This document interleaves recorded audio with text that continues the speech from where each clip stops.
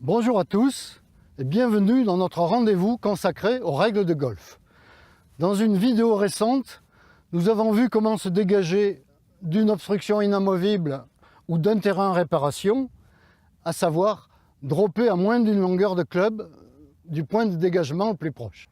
Dans tous ces cas, que l'on ait droppé avec pénalité ou non, le drop doit observer un certain nombre de règles et, si ces règles ne sont pas respectées, il va falloir redropper. Quelles sont ces règles? C'est ce que je vous propose de découvrir maintenant à l'aide de quelques exemples. Ici, je viens de dropper ma balle à rouler sur un green.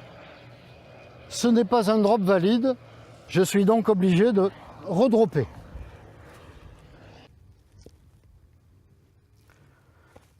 Mon drop est maintenant valable, ma balle est en jeu. La balle n'a cette fois pas roulé sur le green. En droppant pour me dégager de cet obstacle d'eau, ma balle a roulé à l'intérieur de l'obstacle.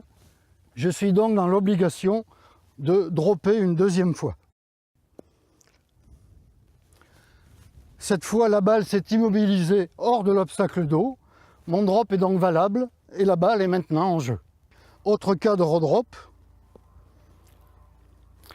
Ma balle ici a manifestement roulé à plus de 2 longueurs de club du point où elle a touché le sol et je dois donc redropper.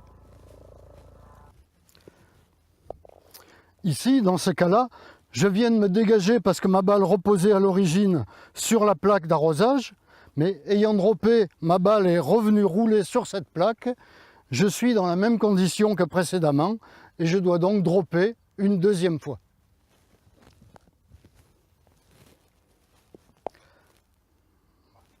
Cette fois, le drop est valable, ma balle est en jeu. En droppant, ma balle a roulé dans un bunker, donc dans un obstacle.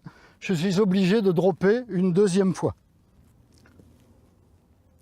En droppant une deuxième fois, ma balle roule à nouveau dans l'obstacle. Je dois donc poser ma balle à l'endroit où elle avait touché le sol lors du deuxième drop.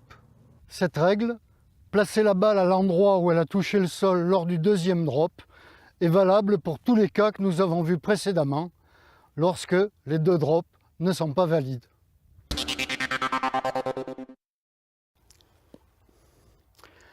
Autre cas, moins fréquent mais qui peut arriver, en droppant, la balle a touché mon sac, donc mon équipement. Dans cette situation, je dois également redropper.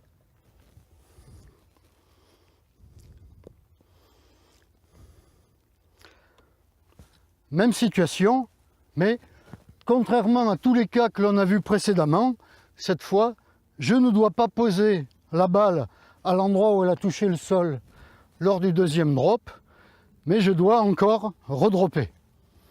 Bien entendu, cette fois, je vais prendre des précautions et je vais enlever mon sac pour éviter de devoir dropper de multiples fois.